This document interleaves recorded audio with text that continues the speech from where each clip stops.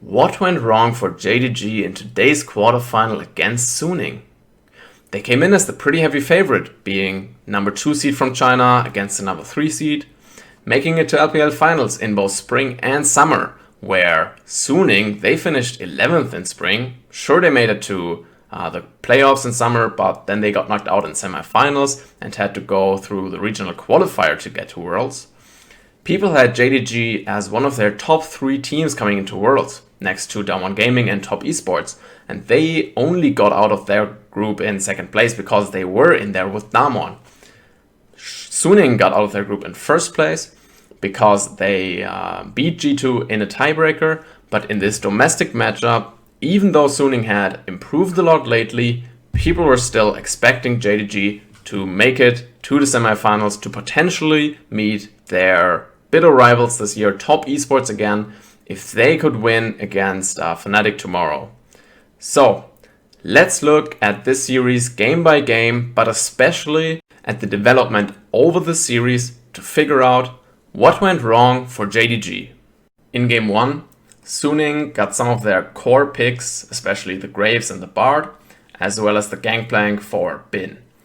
On the other hand, JDG also got some of their most comfortable picks with the Renekton in top lane, the Lilia in the jungle, and also the Zoe, which Yagao is really known for. The real difference maker in this game to me was the Galio, because he didn't have a good target for either offensive or defensive ults. You don't have a backline diver in this team composition that the Galio then can ult onto, get a great knock up there, and you don't have a Kindred either that can just stand within her ultimate. The enemy wants to do that too, and then you ult in as the Galio, you get a great knock up there. No really good target for the Galio in this game, and so the Zoe has a lot more impact in this game. Suning were still able to fight back really well. They actually took back an early gold lead that JDG had accrued, so we don't see that very often at this World Championship. But in the end, JDG and their superior team composition, I would say, in this game, were able to win this game 1 out. Not a lot to take from this game. We can take away that Zoom was able to control Bin in top lane, and that Angel needs to find more impact for Suning to win these games. One little detail of this game that I do want to highlight is the decision right here of Suning to give up their top inhib.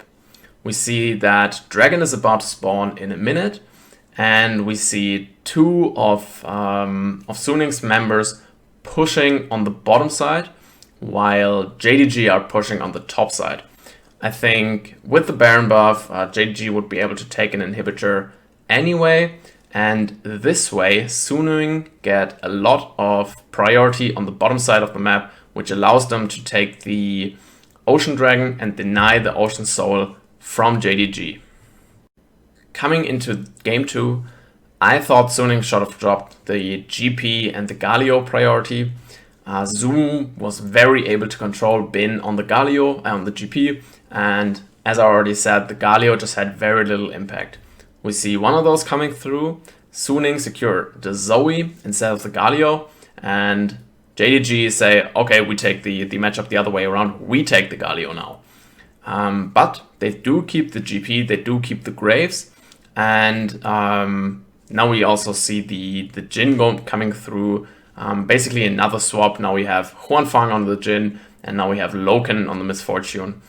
The Galio for JDG in this team composition I like a lot better, because now you have backline divers in the Renekton in the set to dive the backline, give you a great target to ult onto and knock the entire enemy team up.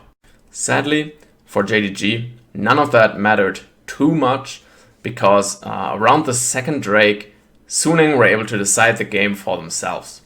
The Zoe, I think at this point, has a lot more impact than the Galio, and especially with Huanfang on the Jhin doing massive AoE damage, the Graves as well, Suning are able to get an ace for themselves, only giving up Sword Art to the other side, and with this much on early gold lead, Suning were able to do what a lot of teams are able to do at this World Championship: take the lead, snowball it, close out the game.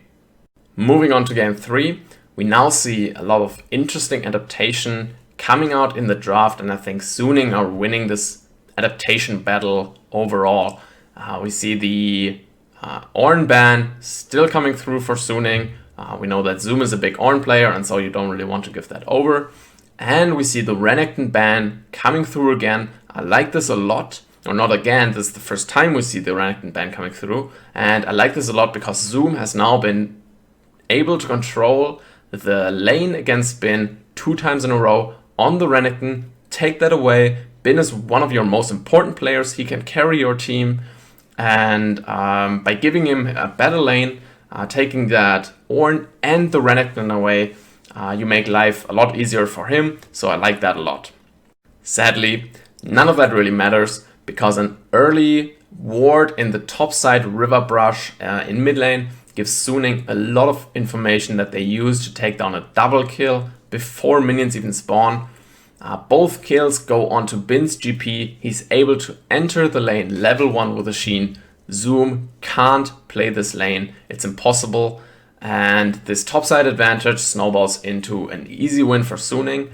If anything, they should have been able to win this game cleaner because they actually fumble it in the mid game. The Kindred goes down without ulting, and JDG, from a huge deficit, ace Suning, take the Baron, but even after that, Suning is still ahead by more than 5,000 gold, and it's still enough for them to take Cloud Soul and close out the game pretty cleanly from here. Then, for game 4, I think it's getting clearer and clearer that Suning are learning more from these games. Their adaptation in series is better than that of JDG. And I think in game 4, they win the draft hard. JDG go all in on pick and mid game, I think. You have the Renekton, the Twisted Fate, the Ashe, all give you early priority and priority around objectives, around the map. They have Engage, they have pick. The pick is only aided by the Blitzcrank, and then you have the Graves, which is obviously one of the best junglers right now. He scales, he can fight, he's kind of versatile, I think. But on the other hand, you have a team composition that's very well equipped to deal with that pick composition. You have the Thresh with his Lantern, you have Kindred with her ultimate, you have Volibear with his ult, and then you have 2 carries that can stay back and do the damage really long range in the Zoe and the Jhin. And not only the draft decides this game, but Huanfang's plays decide this game. He has been a monster in this series. He really showed up big today, and his performance really helped Suning take this quarterfinals 3-1. So, what went wrong for JDG in this series? I think it's mainly 2 points. One is Huanfang stepping up, really delivering today.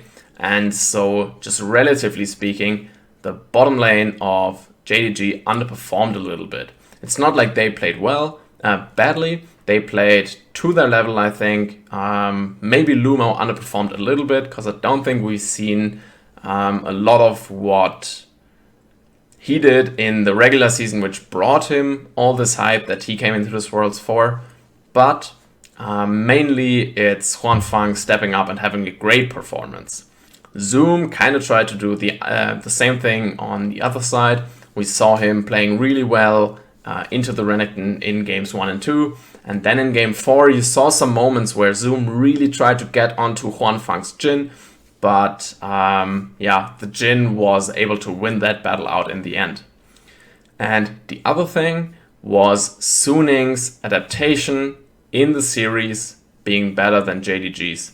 From the first draft, where Suning drafted a composition around with a Galio that had no real viable ultimate target, all the way to game 4, where they hard won the draft, being so able to deal with JDG's pick and mid game composition, And I think for JDG, it's the other way around. I think their drafts actually got worse, where in the last game, Suning were able to even leave out open the Twisted Fate that they had banned all 3 games prior. And then we see JDG starting to ban out supports and Lumao going towards the Blitzcrank. I think we saw a little bit of desperation there. And these 2 factors combined were, I think, the main win conditions for Suning, and that's why they deservedly took this quarterfinal 3-1. As always, thanks for watching. Feel free to hit the like button if you like this video, share it, subscribe, hit me up on Twitter @esportsidaho.